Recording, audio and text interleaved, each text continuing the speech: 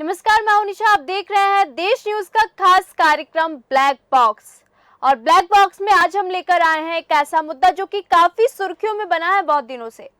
जी हां, गिरफ्तार हो चुके हैं महादेव गेमिंग ऐप के मालिक रवि उप्पल। रवि उप्पल को जल्दी भारत लाने की पूरी तैयारियां हो चुकी है। आखिरकार रवि उप्पल पर क्या क्या आरोप लगे थे?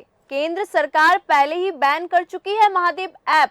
जी हाँ, अब आपको बता दें कि यूएई के हेड ऑफिस से चलाया जाता था इस ऐप को।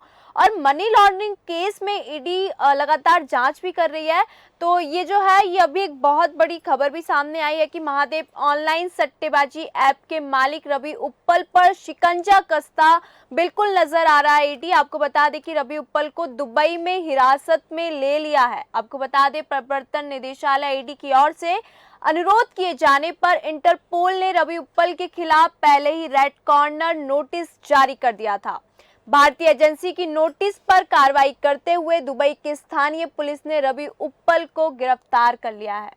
माना जा रहा है कि सौरभ चंद्राकर भी जल्द गिरफ्तार हो सकते हैं और पुलिस को उसकी लोकेशन की जानकारी भी है जो कि मिल चुकी है। आपको बता दें कि रवि उप्पल को जल्द भारत लाने की पूरी तैयारियां भी की जा रही हैं। 43 वर्षीय रवि उप्पल को दुबई में हिरासत में लिया गया। प्रवर्तन निदेशालय ईडी के अधिकारी अब रवि उप्पल को भारत लाने के लिए दुबई के अधिकारियों से संपर्क कर रहे हैं। आपको बता दें कि ईडी के अनुरोध के आधार पर इंटरपोल द्वारा बाद में एक रेड नोटिस जारी किया गया था। एजेंसी ने आरोप पत्र में अदालत को सूचित किया था कि रवि उप्पल ने प्रशांत महासागर से एक द्वीप देश वानुआतू का पासपोर्ट लिया था जिसका नाम था वानुआतू। उसने पासपोर्ट लिया जबकि उसने भारतीय नागरिकता नहीं छोड़ी। आखिरकार रवि उप्पल पर क्या क्या आरोप लगे थे? आपको बता दें कि रवि उप्पल की जांच छत्तीसगढ़ पुलिस और मुंबई पुलिस के अलावा कथित अवैध सट्टेबाजी से जुड़े मनी लॉन्ड्रिंग मामले में ईडी द्वारा की जा रही है। जांच एजेंसी ने अक्टूबर में छत्तीसगढ़ के रायपुर में मनी लॉन्ड्रिंग रोकथाम अधिनियम की एक विशेष अदालत के सामने उप्पल और इंटरनेट आधारित प्लेटफॉर्म के एक अन्य प्रमोटर यानी कि सौरभ चंद्राकर के खिलाफ मनी लॉन्ड्रिंग पत्र दायर किया था। केंद्र सरकार पहले ही बैन कर चुकी है महादेव ऐप। आपको बता दें कि केंद्र सरकार पहले ही ऑनलाइन बेटिंग ऐप महादेव को बैन कर चुकी है।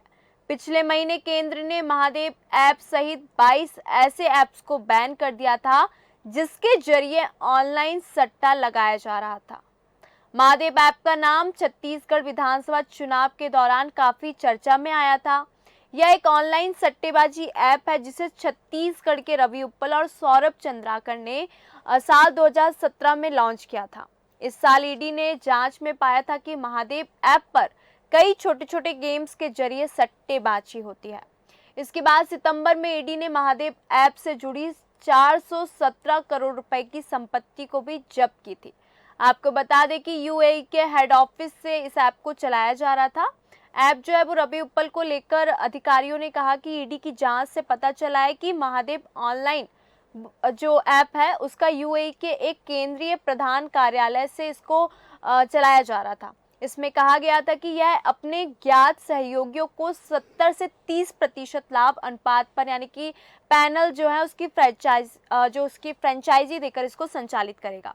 जांच में यह भी कहा गया कि सट्टेबाजी की आय को विदेशी खातों में भेजने के लिए बड़े पैमाने पर हवाला ऑपरेशन किया जाता था।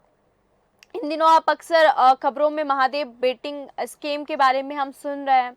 इस वक्त जो है वो ईडी यानी कि तरफ से इस स्कीम की जांच की जा रही है। आपको बता दें कि अभी तक ईडी को लग रहा था कि यह स्कीम करीब 6000 करोड़ रुपए का है, लेकिन उम्मीद जताई जा रही है कि आंकड़ा इससे काफी बड़ा हो सकता है। इस बैटिंग स्कीम में न सिर्फ इस कंपनी के प्रमोटर्स शामिल है बल्कि बहुत सारे फिल्मी सितारे भी इस मामले में फंसते नजर आए थे। आपको बता दें कि ईडी की तरफ से उन्हें भी समन दिया गया था और उनसे पूछताछ भी की गई थी। ये फिल्मी सितारे या तो महादेव बेटिंग ऐप को प्रमोट करते दिखाई देते थे या फिर इन्होंने दुबई में हुई सौरभ चंद्राकर की जो शादी में शिरकत की थी। अब सवाल यह है कि आखिर इस मामले में फिल्मी सितारों से पूछताछ जो की गई उससे भी बड़ा सवाल यह है कि आखिर महादेव बेटिंग स्कैम चल कैसे रहा था और इसकी पूरी कहानी क्या है। तो आज हम आपको खास कार्यक्रम में बताएंगे कि एक जूस की दुकान से सट्टेबाजी के बिजनेस तक महादेव बैटिंग ऐप की शुरुआत की थी। सौरभ चंद्राकर और रवि उप्पल ने, जो कि 2012-13 के दौरान छत्तीसगढ़ के भिलाई के नेहरू नगर में बहुत ही छोटे कारोबारी थे। कुछ अगर मीडिया रिपोर्ट्स की माने तो जो सौरभ है वो एक जूस की दुकान चलाया करता था, जबकि जो रवि उप्पल है वो एक टायर की दुकान चलाया करता था। दोनों का बिजनेस भले ही छोटा था, लेकिन उन्हें पैसे कमाने की बहुत जल्दी थी। ऐसे में दोनों ने सट्टेबाजी का भी सहारा लिया, लेकिन उसमें उन्हें भारी नुकसान हुआ। ऐसे में दोनों ये बात समझ गए कि अगर सट्टेबाजी से पैसे कमाने हैं तो इसका बिजनेस करना होगा, वो भी कुछ इस तरह की हर हालत में सिर्फ मुनाफा ही मुनाफा हो, मतलब लॉस ना हो। दोनों ने तय किया कि सट्टेबाजी का बिजनेस शुरू किया जाए, लेकिन भारत में सट्टेबाजी गैर कानूनी है, तो दोनों ने दुबई जाने का फैसला किया कि हम दुबई जाएंगे। वहां जाकर दोनों ने महादेव बैटिंग ऐप के तहत सट्टेबाजी का बिजनेस जो है वो शुरू कर दिया।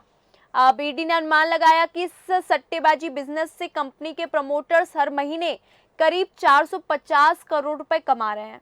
अगर हम बात करें तो ये भी दावा किया गया कि वह हर रोज 200 करोड़ रुपए कमा रहे हैं। इनका बिजनेस सिर्फ भारत ही नहीं बल्कि नेपाल, पाकिस्तान, श्रीलंका तक फैला हुआ है।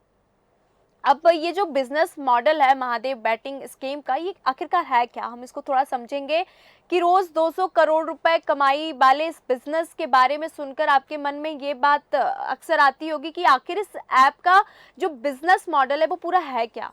तो सौरभ और रवि ने मिलकर जो महादेव बैटिंग ऐप बनाया, उन्होंने उसका एल्गोरिदम कुछ ऐसा सेट किया कि हर हालत में कंपनी को मुनाफा ही हो, मतलब वो लॉस में कभी जाए ही ना। अपने बिजनेस को फैलाने के लिए उन्होंने फ्रेंचाइजी मॉडल चुना और इसके तहत पूरे भारत में करीब 4000 से 5000 पैनल ऑपरेट बनाए हैं। ये सभी अपने अपने इलाके में इस ऐप को प्रमोट करते हैं और वहां से बिजनेस लाते हैं। पैसों को भारत से दुबई तक पहुंचाने के लिए इन्होंने बहुत सारे बैंक खातों का एक जाल भी बुना है ताकि उन्हें पकड़ना मुश्किल हो सके। इन पैनल ऑपरेटर्स को 30 से 70% तक का कमीशन भी दिया जाता है। जब भी कोई महादेव बैटिंग ऐप के जरिए सट्टेबाजी में पैसा लगाता है तो उसे व्हाट्सएप के जरिए एक बैंक खाता भेजा जाता है जहां उसे पैसे डालने होते हैं। उसके बाद वह पैसा दूसरे कई खातों में जो है वो जाता है। आपको बता दें कि दुबई में पहुंच जाता है वो जो पैसा डालते हैं लोग। वहीं ऐप में ग्राहक को अपने पैसों की वैल्यू के बराबर पॉइंट्स दिखने लगता है। जब कोई शख्स सट्टेबाजी में पैसा जीतता है और फिर उसे वापस निकालना चाहता है तो फिर से वही व्हाट्सएप वाला खेल शुरू हो जाता है। व्हाट्सएप के जरिए अकाउंट नंबर को मांगा जाता है और उसी खाते में पैसे ट्रांसफर कर दिए जाते हैं। ये पैसे भी कंपनी के खाते से नहीं बल्कि अलग अलग लोगों के खातों से आते हैं। जांच में ये भी पता चला कि ये कंपनी कई कंपनियों के बंद पड़े जो चालू खातों को भी दोबारा शुरू करवाकर उसका इस्तेमाल करती थी, या कुछ लोगों के नाम पर निजी खाते खुलवाकर उसका इस्तेमाल करती थी। आपको बता दें कि इस तरीके से पूरा जो इसका एल्गोरिदम था वो सेट किया गया था। यही वजह है कि पैसे के लेन देन का ये चक्कर जल्दी पकड़ में नहीं आता था और इतने सालों में महादेव बैटिंग स्कैम ने विकराल रूप ले लिया। 200 करोड़ की शादी, जैसा कि अभी काफी का चर्चा का विषय बना हुआ था, 200 करोड़ की शादी जिसमें खुला 6000 करोड़ का स्कीम। हर अपराधी कोई ना कोई गलती जरूर करता है। सौरभ और रवि ने भी ऐसी ही गलती कर दी। सौरभ ने इसी साल फरवरी के महीने में शादी की थी जिसमें करीब 200 करोड़ रुपए खर्च किए। जांच एजेंसियों के कान तब खड़े हुए जब पता चला कि ये सारे पैसे कैश में दिए गए हैं। यहीं से मामले की जांच शुरू हुई और ईडी ने जगह जगह पर छापे मारने शुरू कर दिए।